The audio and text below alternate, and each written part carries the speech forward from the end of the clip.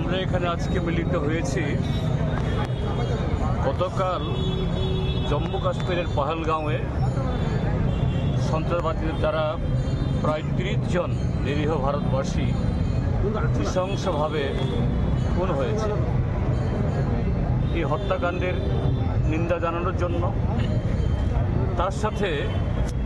যারা নিহত এবং আহত পরিবার তাদের প্রতি সমবেদনা জ্ঞাপন করার জন্য এবং সারা দেশের সাথে সন্ত্রাসবাদের বিরুদ্ধে আমাদের 140 কোটি মানুষ এই দেশের আমরা যে ঐক্যবদ্ধ সন্ত্রাসবাদ দমনের জন্য ভারত সরকার এবং জম্মু কাশ্মীরের সরকার এবং জম্মু কাশ্মীরের যে জনগণ এই দেশের সমস্ত শান্তিপ্রিয় জনগণের সাথে আমরা তাদের প্রতি আমাদের সংহতি জ্ঞাপনের জন্য আজকে আমরা মিলিত হয়েছি।